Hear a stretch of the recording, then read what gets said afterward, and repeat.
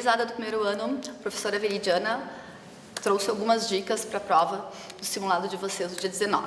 Seguinte, nós começamos a trabalhar a tabela periódica e a tabela periódica foi a tabela periódica atual. Na tabela periódica atual, os elementos estão dispostos em ordem crescente de números atômicos. Para isso, essa tabela periódica foi dividida em linhas verticais, que são chamadas de grupos ou família, e destes grupos ou famílias, nós temos que tirar a informação que os elétrons da última camada indicam o grupo, ou seja, o número do grupo indica quantos elétrons aquele referido elemento que está naquela linha vertical tem na última camada. Assim como a tabela periódica foi dividida em períodos ou séries. Nestes períodos ou séries eu consigo tirar a informação de quantas camadas tem os elementos que estão ali dispostos. Pois bem, também temos na tabela periódica uma outra divisão que a gente consegue ver através das cores, que são os metais, os ametais, os gases nobres e, diferente de todos, o hidrogênio. Uma outra divisão que a tabela periódica também nos traz é que nós temos os elementos que são classificados como sendo representativos, que são os elementos do grupo 1 e do grupo 2, que terminam em subnível S. Os elementos ainda representativos também, mas que são os elementos que estão entre o grupo 13 e o grupo 18. E os elementos da parte mais baixa, que são os que terminam em subnível D, que são classificados como sendo de transição ou transição externa, e por último os elementos classificados como sendo de transição externa, que são aqueles que ficam na parte mais baixa da tabela, que são classificados, que tem como último subnível o subnível F.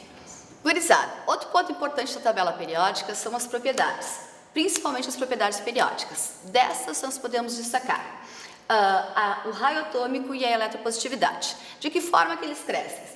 Do lado direito para o lado esquerdo, isto no caso nos períodos, e nos grupos ou famílias crescem de cima para baixo. Os elementos que possuem maior raio atômico e maior eletropositividade, o elemento que possui maior raio atômico e maior eletropositividade é o frâncio. Já outras propriedades que também são importantes, mas que crescem de forma diferente, são a energia de ionização, a eletronegatividade e a afinidade eletrônica, sendo que a energia de ionização cresce do lado esquerdo para o lado direito nos períodos e de baixo para cima. E o elemento que possui maior energia de ionização é o hélio. Já a eletronegatividade, a eletropositividade, que também cresce da esquerda para a direita e de baixo para cima, tem como elemento com maior eletronegatividade e afinidade eletrônica o flúor. E por último, as propriedades um pouquinho não tão importantes quanto as outras, mas também devemos destacar, são o ponto de fusão e o ponto de ebulição, que nos grupos 1 e 2, no caso, cresce de baixo para cima nos grupos, já nos demais grupos cresce de cima para baixo, e nos períodos o ponto de fusão e o ponto de ebulição cresce das extremidades para o meio, salientando que o elemento que tem maior ponto de fusão e ebulição é o tungstênio. A densidade, que é outra propriedade, cresce nos períodos das laterais para o centro e nos grupos de cima para baixo, sendo que o elemento mais denso é o ósmio, seguido do irídio e da platina.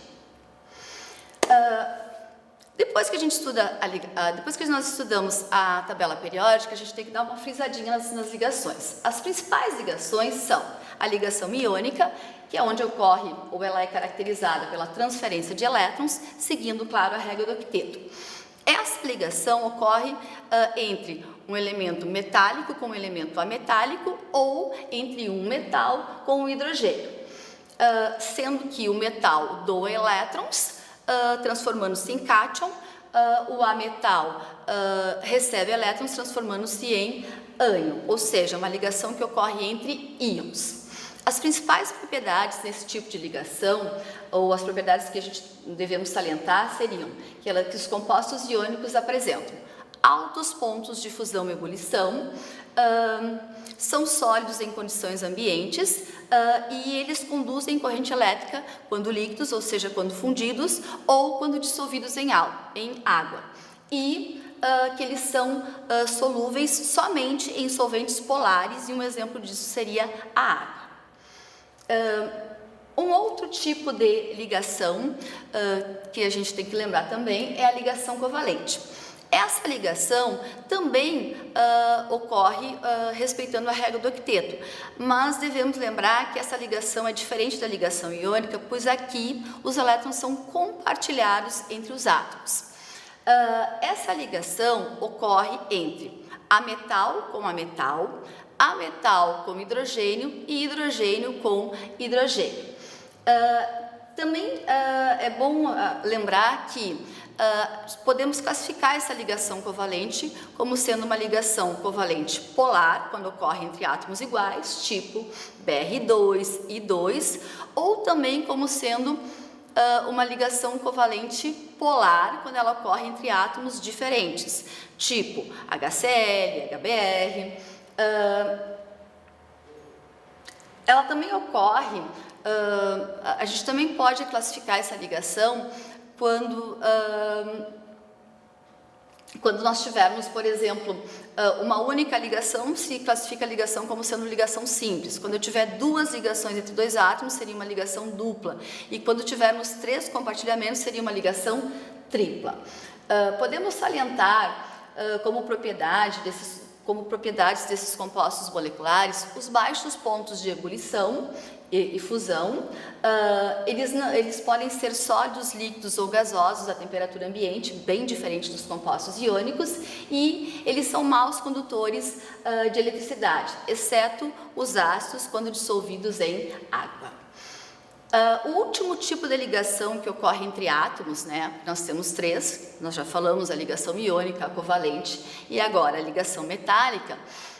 Essa, diferente das outras duas, não segue a regra do octeto, ou seja, essa ligação ela caracteriza-se pela existência de íons de uma forma ordenada.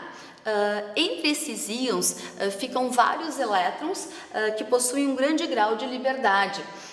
E esses elétrons livres é que fazem com que os compostos metálicos conduzam bem a corrente elétrica. Um exemplo de ligação metálica seria barra de ferro ou qualquer liga metálica que a gente já tenha comentado em aula. Vamos falar agora de geometria molecular.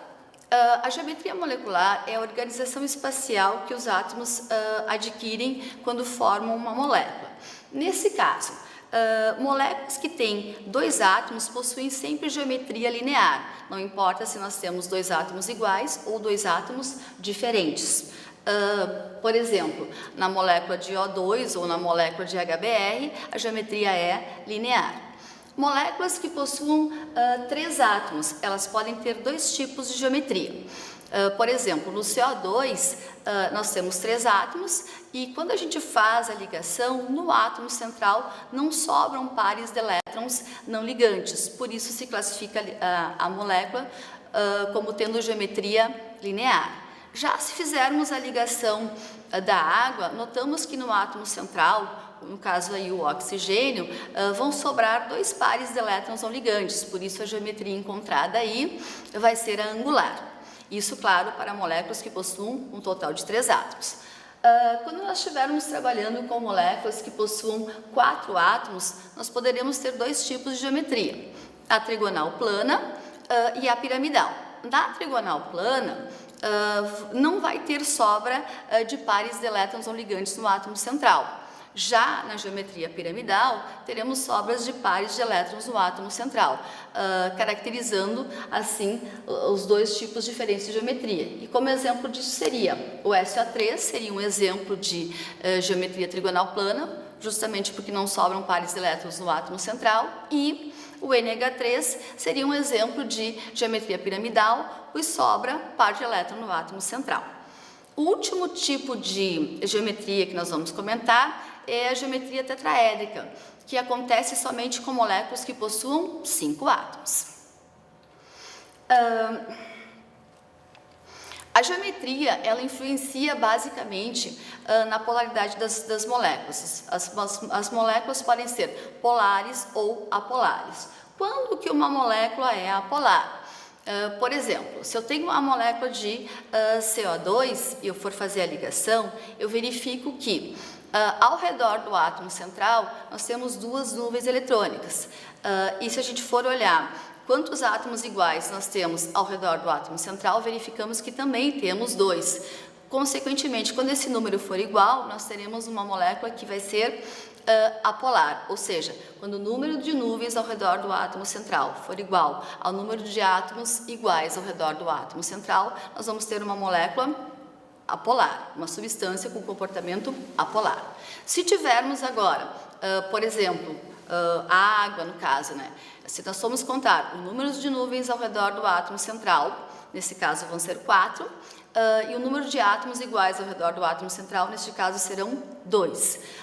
Como esse valor deu diferente, a gente classifica a substância como tendo um comportamento polar, ou seja, repetindo, quando o número de nuvens ao redor do átomo central for diferente do número de átomos iguais ao redor do átomo central, teremos uma molécula polar. No que essa polaridade de moléculas ela influencia? Se eu tiver uma molécula que seja, se eu tiver uma substância com comportamento polar e eu unir essa substância com outra substância que tenha comportamento polar, eu tenho uma mistura, no caso homogênea, por exemplo, o álcool e a água se misturam. Por quê? Porque a água tem comportamento polar, assim como a água.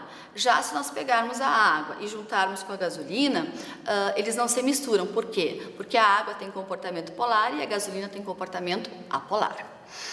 Pois bem, nós falamos até aqui das ligações que ocorrem entre átomos. Agora a gente vai falar das ligações ou das interações que ocorrem entre as moléculas, que são as forças intermoleculares. Nós temos 3 tipos de forças intermoleculares.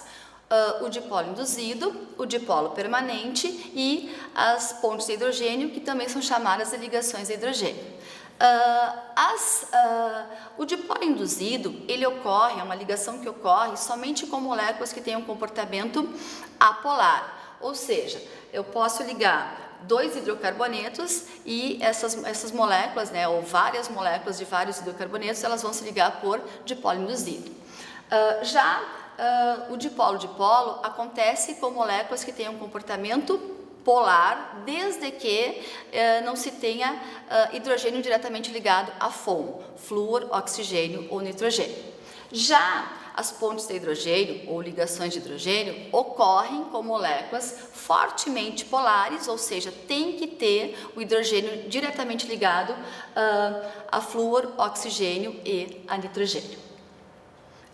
No que essas forças intermoleculares elas influenciam diretamente? Elas influenciam basicamente no estado físico das substâncias, ou seja, quanto mais forte a interação, mais alto será o ponto de fusão e ebulição dessa substância. Quanto mais fraco o tipo de interação, mais baixo será o seu ponto de fusão e ebulição.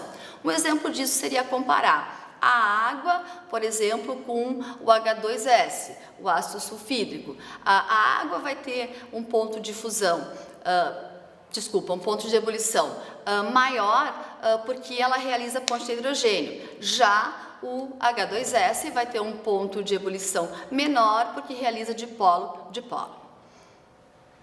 Era isso, gurizada. Muito obrigado, boa prova e até a próxima.